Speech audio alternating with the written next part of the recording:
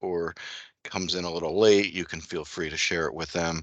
Uh, we'll also provide you with the PowerPoints of what we go over today, and a link to the video once we get it uploaded. Uh, but ultimately, that'll probably come out to you sometime tomorrow or possibly Monday, if it takes us a little longer to get the video uploaded. But otherwise, we'll get it all out to you as soon as we can.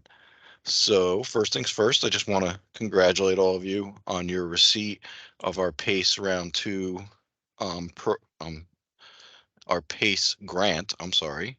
Um, this PACE grant program is our pre-apprenticeship program, and our goal here today is to do a basic quick introduction to the program, but then to concentrate more heavily on going over with you all the process for completing monthly activity and expenditure reports.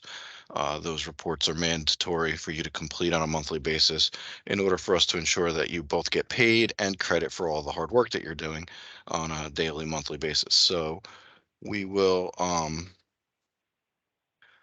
get started. So first things first, my name is Bill Sarbuck. I'm the supervisor of the Contracts and Programs area within the New Jersey Office of Apprenticeship, New Jersey Department of Labor Office of Apprenticeship. Um, we have many different grant programs, but ultimately this is our PACE grant program that we're here to discuss today. Next slide. So what we have here is a list of the grants that we issued in our first round of PACE this past fiscal year 23. We issued out uh,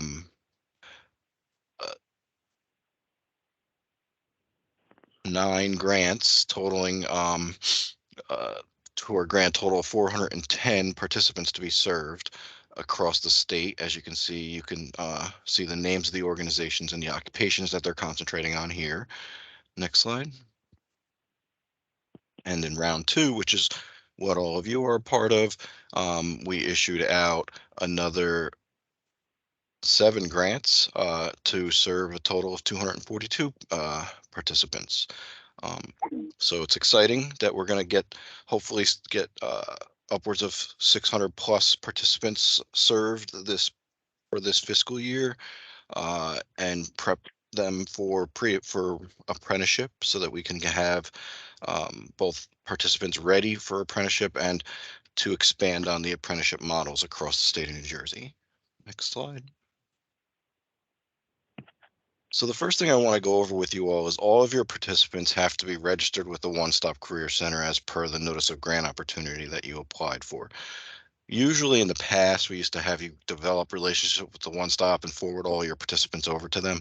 Nowadays, it's a little easier to have things be done through technology. So the Department of Labor has this job source website where all your participants can go to, create a free account, which registers them with the one-stop system. It also makes available to them a lot of tools and services that are specific to job search and job readiness that you can make available to your participants, both at beginning, middle, and end of your programs. So anything from helping them write a cover letter to writing a resume and creating a resume.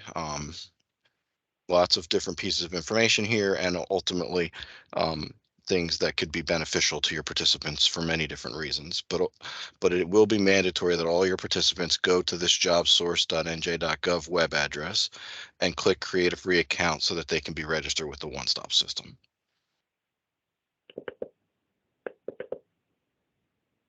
So now I'm going to hand it over to my colleague, Lauren Kremper DiFilippo, who oversees and is your direct contact for our PACE grant here within the Office of Apprenticeship. She'll discuss a little bit more um, about this program and some of the details specific to your deliverables for the grant. Hi, everybody. So I'm Lauren, and I'll be your contact for the grant, like Bill just explained. So, what are the goals of PACE? It's to create a pipeline of qualified individuals and enable them to transition into sustainable career pathways, to present opportunities to underrepresented or disadvantaged populations, drive economic development through skills and educational attainment, and promote the value of pre-apprenticeship and registered apprenticeship programs.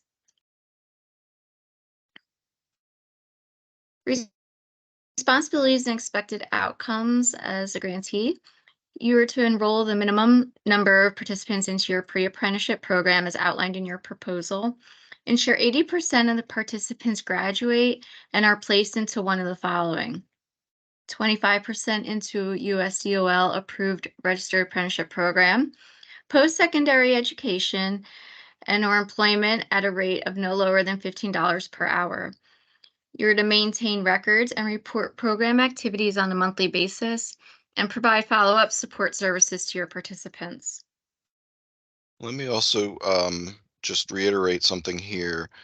So you have to graduate, what we're calling graduate, which is basically complete. So you're going to do a pre-apprenticeship training program. In that time frame, you must complete 80% of those participants. So if you enroll 100 participants, 80 of them must complete the training, the pre-apprenticeship training.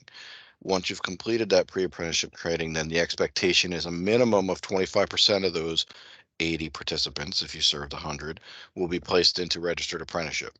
Um, if you do not meet that 25% requirement, your grant will be considered, not meeting its objectives. Remember, this is a pre-apprenticeship program. It's not a training program specifically. So we need to just be sure that that's made clear. 25% of your participants at minimum should be entering into registered apprenticeship. Although post-secondary education is listed here secondly, employment is obviously our second option for placement. We would like for you to get these individuals into either a registered apprenticeship program or a job paying $15 or more an hour. With being the Department of Labor, our goal here is to start seeing individuals both get trained and get employed.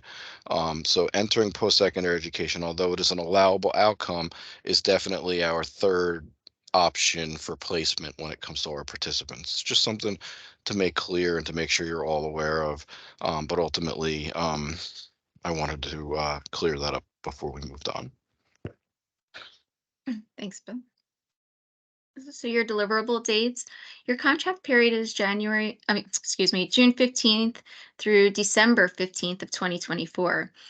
Except for your first report, all activity and expenditure reports are due by the 15th of every month. And by the end of the contract period, the minimum number of participants must have completed the program and acquired a quality placement. Okay, so we'll go back to Bill for the activity and expenditure report overview. Surprise, you guys get to hear my voice a little bit longer. Sorry.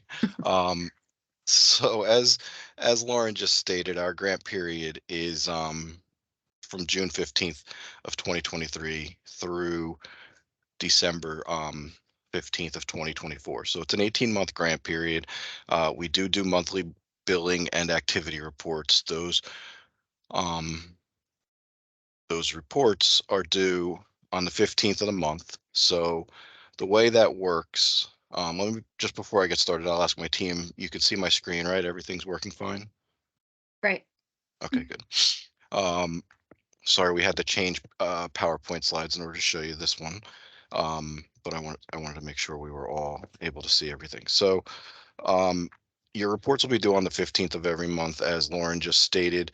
What that means is usually what'll happen is you'll have a report that you'll start somewhere around the first of the month, and you'll have from the 1st to the 15th to complete it and submit it to us for the previous month's services provided.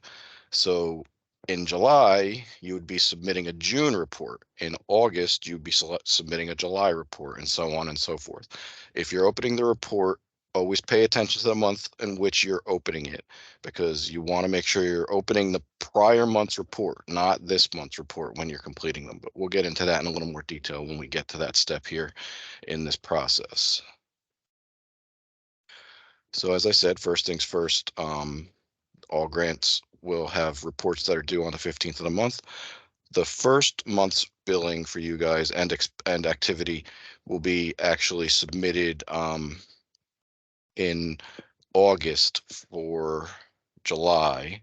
So your grant started on June 15th, but you'll submit the remainder of June and all of July in August, so, for both activities and expenditures. You'll combine everything into the first report, and you'll have, we're going to say till the 15th of August right now, but if you needed additional time, that would be fine. Obviously, it's the first month. We understand that everybody's getting their feet wet with these reports, so it is completely understandable if there was a need for there to be a couple extra days or a little bit of extra time to get that first month's report submitted. But it will be expected after that that your report will be submitted by the 15th of the month. So as you guys are all aware, we utilize the Sage IGX database for all of our applications and reporting for grants. The first step in getting in order to be able to start a report is to log back into the Sage IGX database. That can be done by logging into the njdol.intelligrants.com web address using the username and password that you created when you first registered with us back when you were completing your applications. Once you've logged in, that will bring you to a dashboard page. That dashboard page is like a starting point. It's kind of like when you log into your email and you just see them all listed there, but you're not in any emails. So it's a dashboard page that you can filter through in order to find specific things. But ultimately, under My Tasks, you should be able to find your application. Once you find your application, you'll click on it by clicking on the hyperlink under Info Name, and that'll bring you into your application. It's the same application you guys submitted to us when we completed your application for grant funds. Within that grant application, we'll start moving forward and showing you how to start your monthly activity and expenditure reports in reference to that grant. If for some reason you logged on to your dashboard page, I'm going to go back a slide if you logged onto your dashboard page and under My Tasks, you did not see your application. If that occurred, you would go up to searches at the top, click on searches, and that would bring up options for recent documents or My Documents. You click on My Documents, and it'll bring up a document search tab.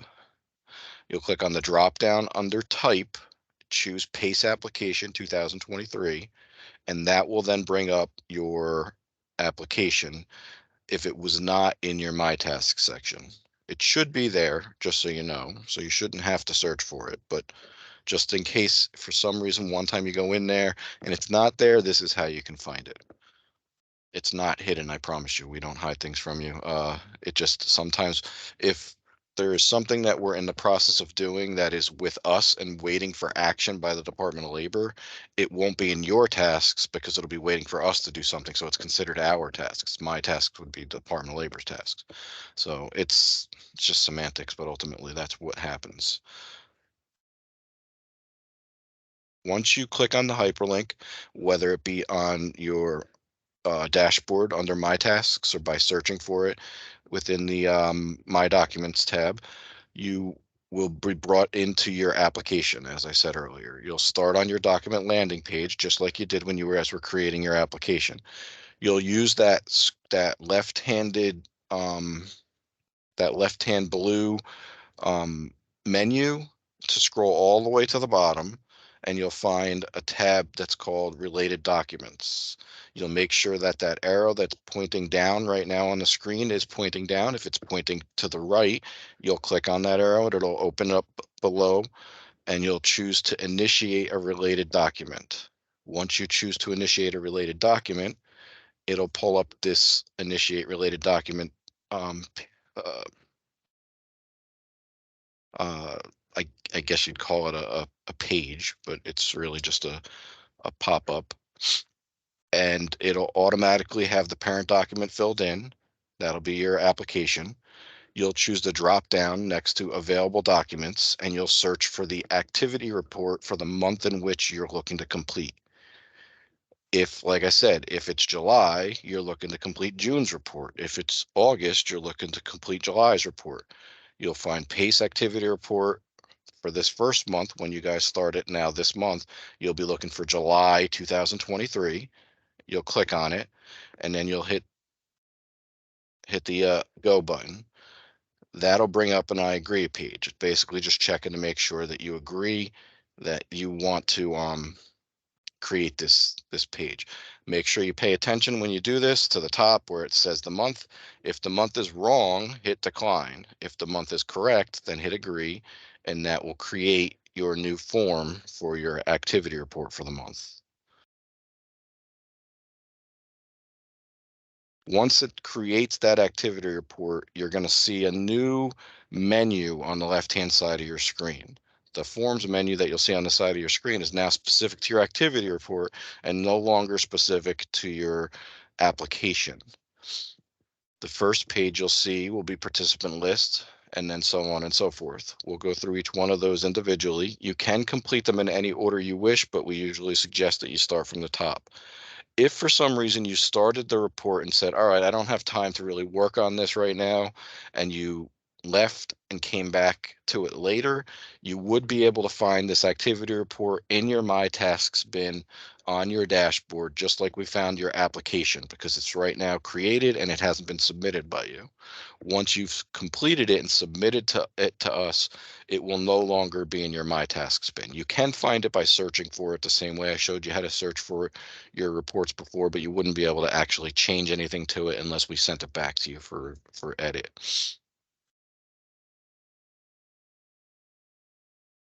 Okay, so as I said, the first page that you'll complete will be your participant list page.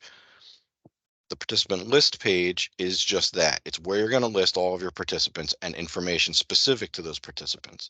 So you'll provide us with their first, last name, street address, OSOS number if you have it. If you don't have it, that field specifically is not mandatory. All other fields are mandatory that they're completed. You'll choose a cycle 1 through 6 for the participant. Give us their date of birth, gender, race, ethnicity, and the highest level of education. If for some reason you did not capture gender, race, ethnicity, or gender, race, or ethnicity, we do ask that you try and get that information from the participants and enter it.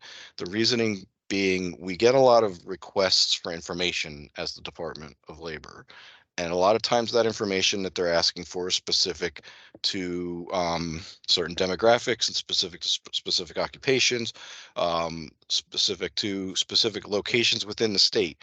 And we try to gather as much information on our participants as possible so that we could show any aggregate data on those populations if we're asked for that information. So please try to gather all this information to the best of your ability and enter it to the best of your ability. Once you've completed entering your first participant here, you would use the plus sign that you see at the top with a big square around it, and that will create another blank section for you to complete for your second participant, and so on and so forth. You'll do this until you've added all of your participants. You'll save at the top of the page. Um, Please make sure that you're not adding a page for each participant. You do not need to do that. That add button that you see at the top is to add a whole new participant list page. You'll only need to do that if there's no longer a plus sign on the page, allowing for you to add participants to this page. Um, we've had some grantees in the past create a separate participant list page for every participant. It just makes things messy. I promise you, don't do it that way. Use the plus sign, create another participant right here on this page, and save after you've entered the information for each participant. If for some reason any information is missing, an error will show up in the top right-hand corner. It'll tell you what issues exist on the page. There should also be a red box that they put around the section telling you where the error is. You can go back and look and find those errors and make those edits and then resave the page. But always make sure the last thing you do on each page is to save it so that you can make sure you don't lose any data. All right, so always make sure you're clicking that save button.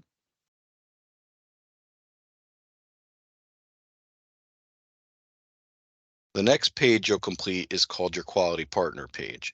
Your quality partner is just that. These are going to be the people that you're going to place your participants with upon completion of your pre-apprenticeship training.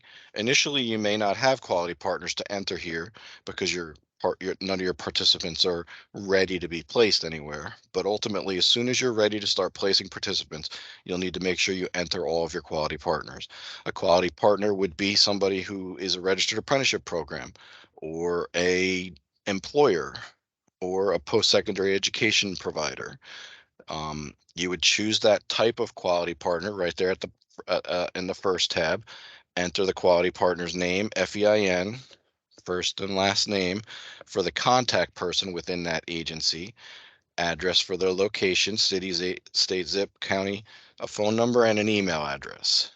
First thing you need to make sure that you're paying attention to is that all of your partner agencies, um, all of our participants and partner agencies should be New Jersey-based organizations.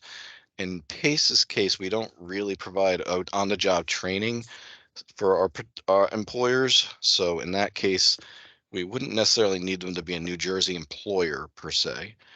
But if you were using any funds from the PACE grant to pay for anything for that employer, ultimately you would want to make sure it's a New Jersey-based employer. But I don't see that being an issue necessarily specifically for PACE partner agencies.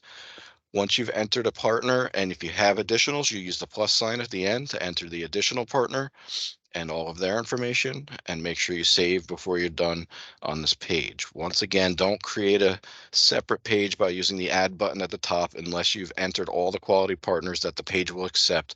I think it allows you up to like 20 quality partners, so it'll probably not be the case that any of you will have more than 20 partner agencies at one time. But if you did and you needed to add a page, you click the add button at the top. But for the most cases, you're just going to use that plus sign at the end.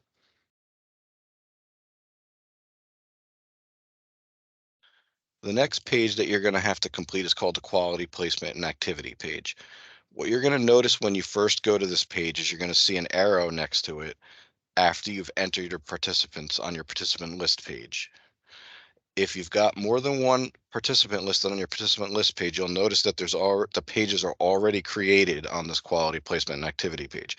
For any of you who were grantees in the past and utilized our old Sage system, this did not occur. You had to create a page for each individual participant, and it was kind of a pain in the butt.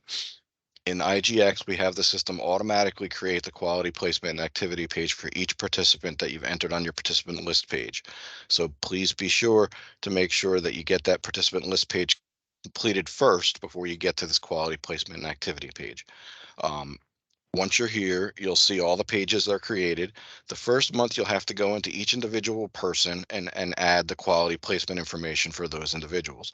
After that, you'll just have to go to the participants that need editing. So any additional information needs to be added on those quality placement pages, and you'll resave them on a monthly basis. But for the first month, when you first enter them onto your participant list, they'll always have this exclamation point at the next to their names, because it'll require you to go there to add some additional information about them.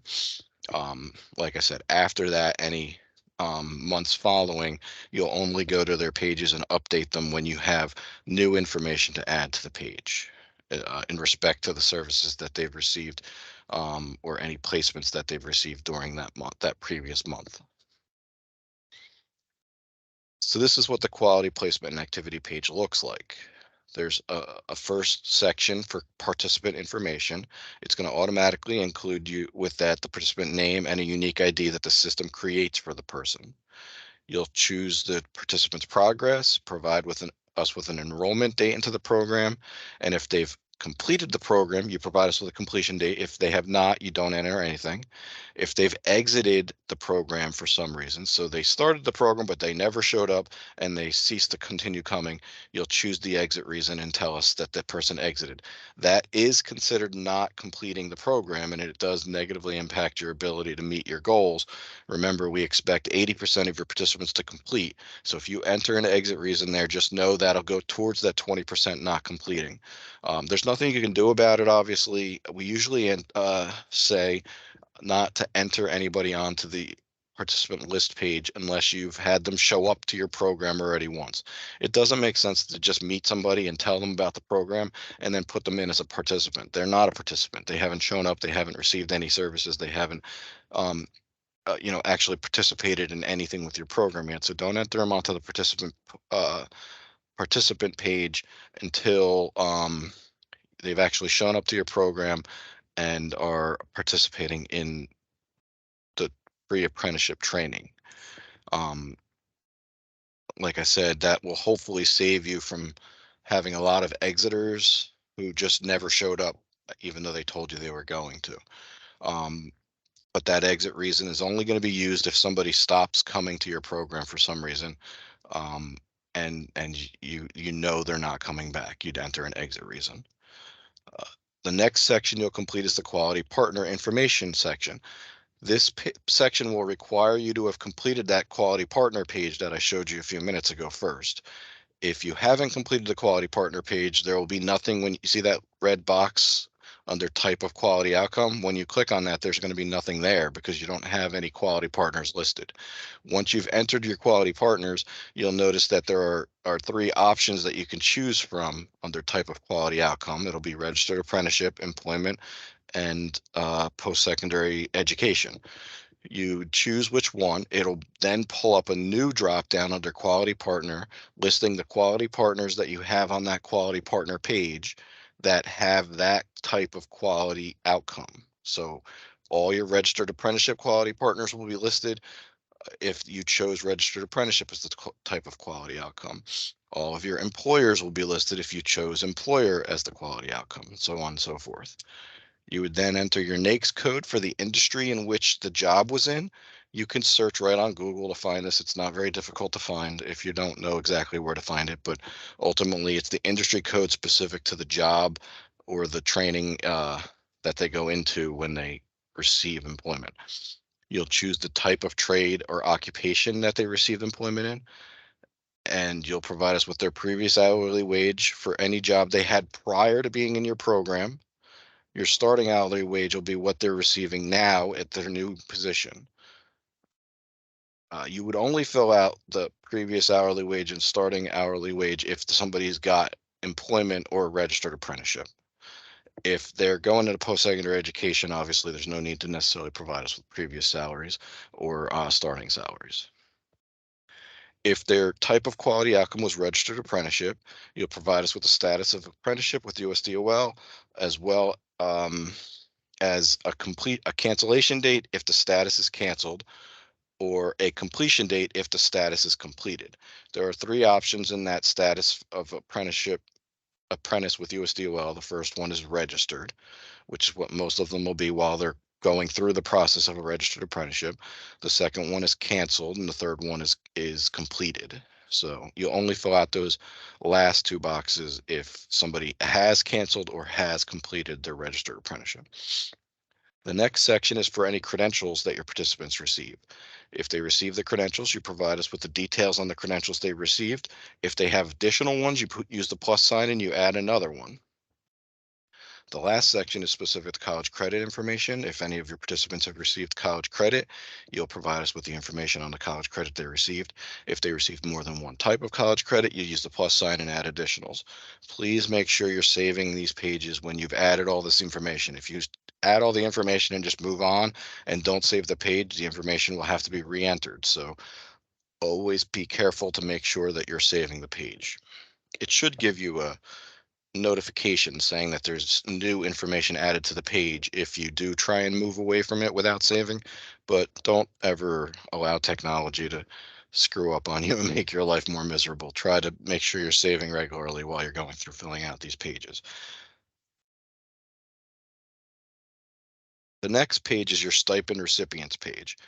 This page is what's going to allow us to see what stipends you've already provided to your participants. So if you are providing stipends to your participants and are utilizing funding it for stipends, you'll provide it here on the stipend recipients page. You'll choose the name of the participant in the dropdown. That's right off your participant list page, and you'll enter in the box under stipend code cost the amount of stipends that you've provided them for the previous month for that reporting period. So if it's you're doing right now your July reporting, it'll be any stipends that you've provided to your participants from June 15th through July 31st. If you've had previous month's stipends provided, they'll show up in the cumulative cost. You don't need to enter a person more than once. They should only be listed on the stipend recipients page one time, and you'll add to them as time goes on. So if your goal is to provide $6,000 worth of stipends to your participants over a 30-week period, you want to make sure that that cumulative cost at the end of the grant period is not more than $6,000, obviously. This allows for you and us to have a tracking mechanism for the stipends that are issued to your participants, and also for us to compare this to your reporting to us for billing and ensure that you're billing us for what you've actually issued out to your participants. Once again, you'll use the plus sign to add additional participant stipends, and you'll want to make sure you save the page at the end before you move on to any additional pages. So the last page of your dashboard, well, there is another page, but this is the last page that you're really going to be, that's mandatory that you complete, is your dashboard. This dashboard is like a roll up of all the data that you've entered on all your other pages. This is where you'll add some comments and some more details on things that are happening for your program. Um, First things first, you're going to want to enter your grant project director's name. This is the person we would contact if we had any questions in reference to the program. And then you'll want to provide us on a monthly basis what your program statuses are, your program status comment is. That allows for us to get any details that we should have in reference to how and where you are in the process for completing and working with your participants. These next few sections that you see here in the middle are all filled out automatically. They come from data within the rest of your reporting pages. And then there's a section for your cycles. If you've entered any participants with specific cycles, they'll show up in the achievement column. The cycle date, you'll enter a start date and an end date, and then provide comments specific to the course name, description of the course, and updates to the activities that were received by those participants during the previous month.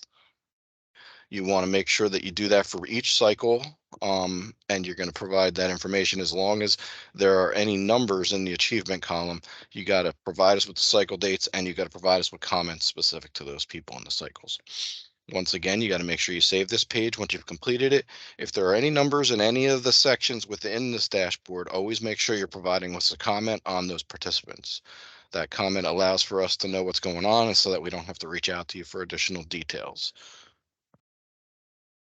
If you look at this page and you see any information that looks incorrect, please go back to other pages and make the edits to those pages in order to make them show up here properly. Or you can just check with us and reach out to either Lauren or anybody else on the team, and we'll try and help you figure out what's causing the errors on the page. But ultimately, the dashboard should roll up all of your data nicely in one place.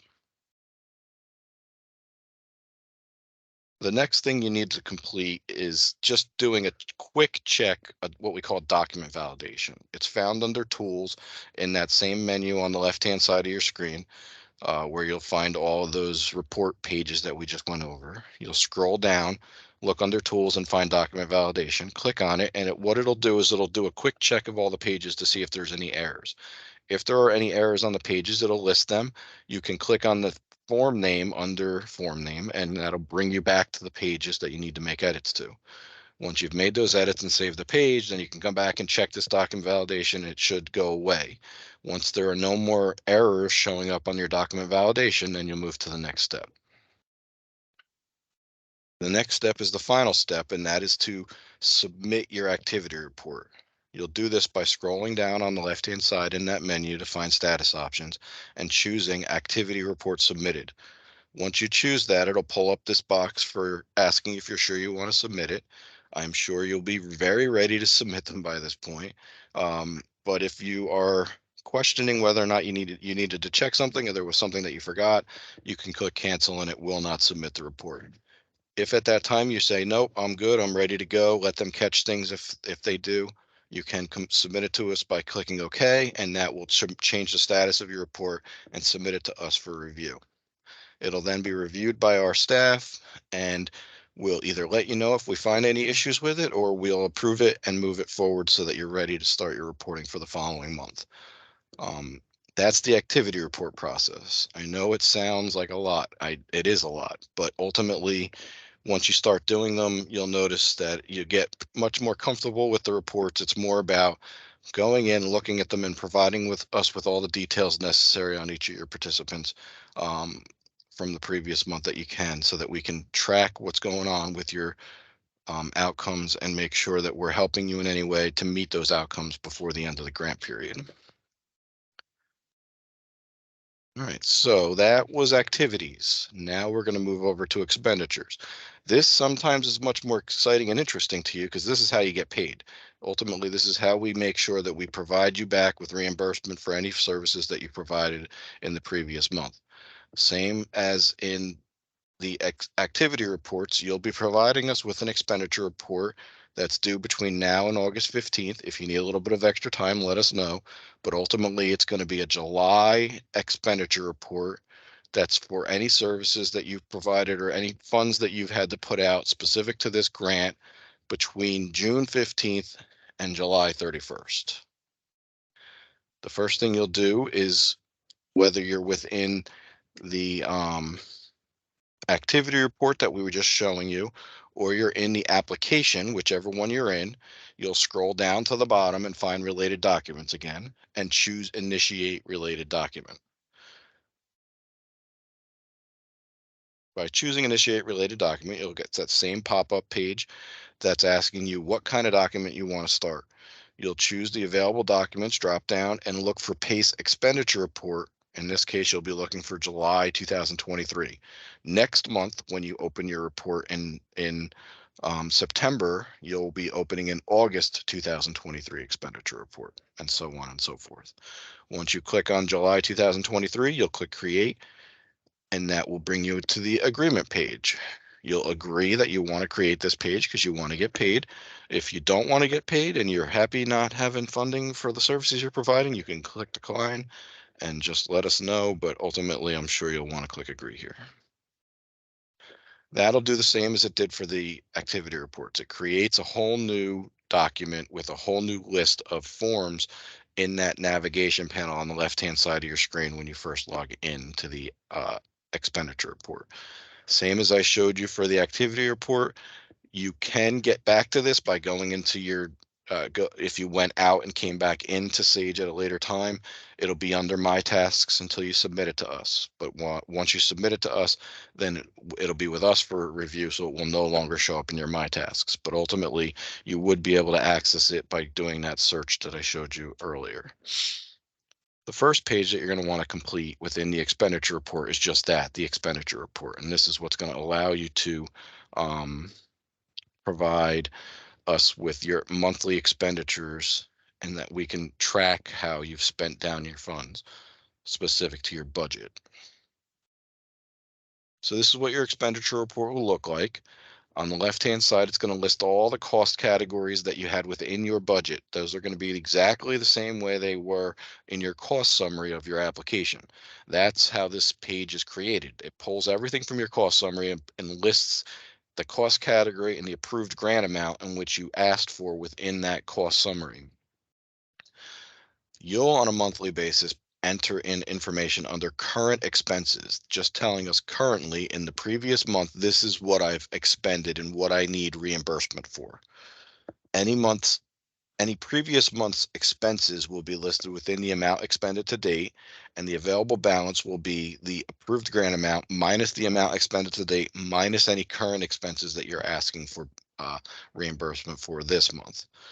Always make sure that your available balances never go negative. If there's a negative available balance, then your report will not be approved and it'll be sent back to you for edit. Um, but ultimately, just know the only section that you're going to need to complete on a monthly basis is the current expenses section of this expenditure report. Any expenses that you provide us with, you should have proof of those expenses on file, because like I said, it is a reimbursement model. We are reimbursing you for funding that you've already expended, so you have to make sure you have that on file somewhere too, if we needed to check on it or if anybody needed to audit it at any time. Once you've entered all the information for the month of your current expenses, you make sure you save the page and you'll be completed with the expenditure report page. The next page is your miscellaneous attachments page. This is where you can upload any supporting documentation that you might have in reference to your expenditure report that you've provided us. Sometimes people will provide us with some additional details right now. It's not mandatory that you provide it. Like I said, it is mandatory that you have all of that detail and all of that proof on file within your organization, but some people like to provide it to us up front right here in the miscellaneous attachments, and you can at that time. If we had any questions, we may ask you to provide it to us here in the miscellaneous attachments section on occasion, but that doesn't happen often. You can add additional attachments by using the plus sign. You don't see a plus sign here because the page hasn't been saved in the sample that we're showing you, but ultimately there would normally be a plus sign next to the select section where it tells you can drag a file and you can add additional attachments. When you're adding an attachment, you need to upload an attachment and provide a description of what you've uploaded. Please make sure that the description makes sense and that it's clear and that it's not um, and that it's specific to the upload that you've provided. Don't say Joe's billing and then provide us with a payroll stub for Bob. That doesn't make sense. Make sure they match and make sure it's clear what they're for, because sometimes we need to come in here and find those things, and it's easiest if the description is clear and is easy to follow. Once you've entered all of your miscellaneous attachments, you click the save button and you've completed this page. Like I said, it's not a mandatory page, but we like to show it to you so that you know that it exists. The final page that you'll need to complete within your expenditure reports is your payment voucher. Your payment voucher is going to roll up from your expenditure report the total amount in which you're billing for. If that matches what you had on your expenditure report, then you'll check the box under payee declaration, declaring that you're certifying that this payment voucher is correct and that the particulars within it are are accurate. Once you do that, you can enter a description of item, which is a description of what the funding is for. If you wanted to put in February, I guess I'll just use July 2023 billing, you can enter that. You don't have to enter anything if you don't want to, but the only thing mandatory on this page is that you check that checkbox. Once you've checked the checkbox and saved the page, then you can move on to the next step. The next step is to change the status or submit your expenditure report. Once again, you'll use that menu on the left-hand side of your screen, scroll down to status options and find expenditure report submitted, review required. You'll click on that. It'll pop up this box asking if you're sure. You'll click OK if you are. You'll click cancel if you want to go back to the report and edit something. But if you click OK, then that will submit to us your report and we will then get it and be able to review it for approval and make payment to your organization. Just so you know, we approve it twice. So it gets approved by your program person, which would be Lauren. Then it comes to me for final review within the program area by the supervisor. Then it goes from me to our fiscal department who approves it and makes payment through our treasury department. So sometimes there's a little bit of lag within that process. Obviously, it's government, so sometimes things take a couple extra minutes, but we do work and try and work as fast as we can in order to get those payments completed. Within our unit, we usually get them done within I'd say 24 to 48 hours, possibly maybe 3 days tops. It's out of our hands and over to our fiscal department for approval and payment. So we try to get those payments done and accomplished as fast as we can. Just know we will not approve an expenditure report until your activity report has been submitted.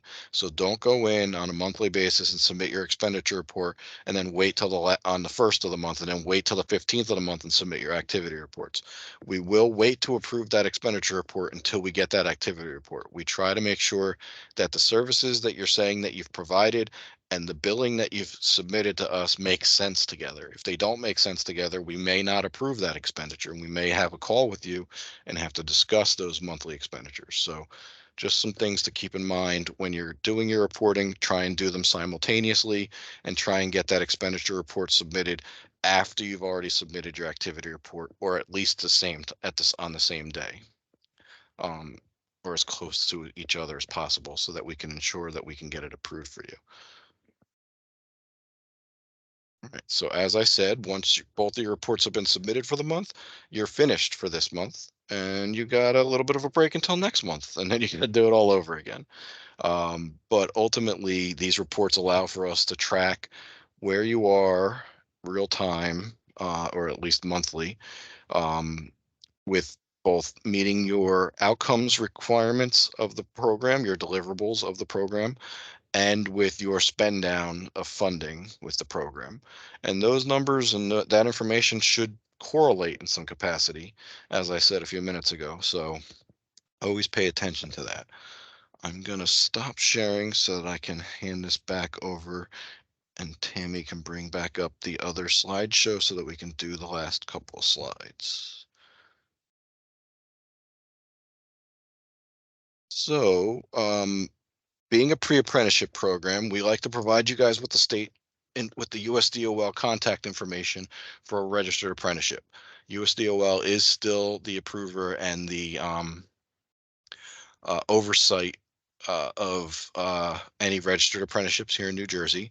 So the state director for USDOL Office of Apprenticeship is Michael Blatt, and the federal representatives by county are listed below that. If you needed help getting approval of a program or needed to talk to them in reference to a program that you were trying to get started, this is who you would reach out to. You can reach out to them based on the county in which your program exists. Okay, so that's the contact information for USDOL. Next page. And lastly, this is our office, New Jersey Office of Apprenticeship within the New Jersey Department of Labor contact information. James Manning is the chief of our programs and contracts area. Myself, Bill Sarbuck, being the supervisor. Lauren Kremper DiFilippo, who is your PACE contract administrator. And then we have a general inbox for our staff that you can send to that comes to all of us at one time, apprenticeshipunit@dol.nj.gov. Please feel free to send everything to the apprenticeship unit email address if you'd like, or send it to Lauren. And if you don't get contact with her, you can reach out to us through the apprenticeship unit at dol.nj.gov email address, or always feel comfortable reaching out to me directly. My contact information is here as well. Next slide. So with all of that, I'm gonna hopefully not get laryngitis from talking too much, but I will open it up to you guys. Does anybody have any questions? You can enter them in the chat. You can raise your hand. You can just unmute yourself and ask those questions. Please feel free at this time to do that.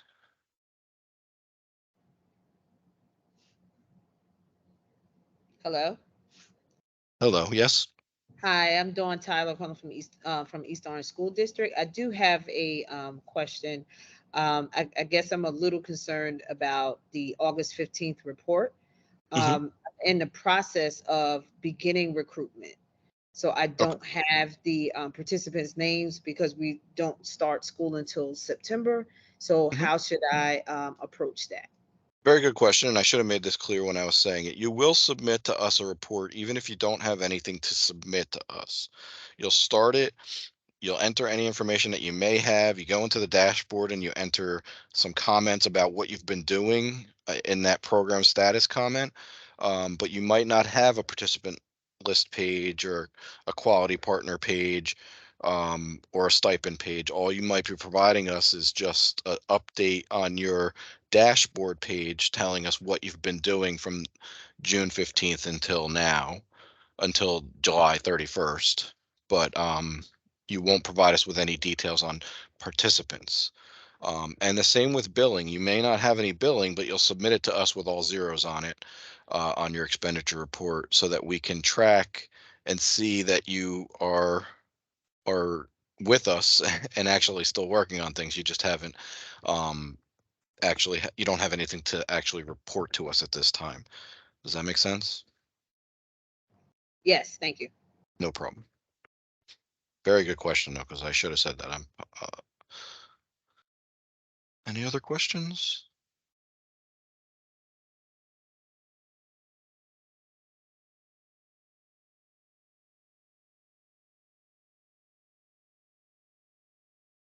Right. So with all that quietness, I thought I was just talking to the wall or by myself in this room for a while. So quiet.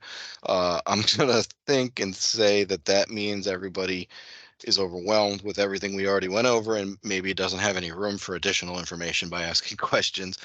Feel free though to ask any questions of us after the fact.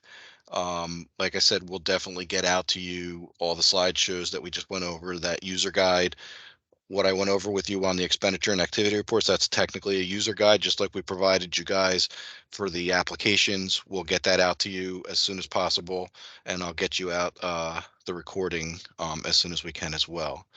Thank you all for participating today, and I hope everybody has a good day, rest of the week, and weekend.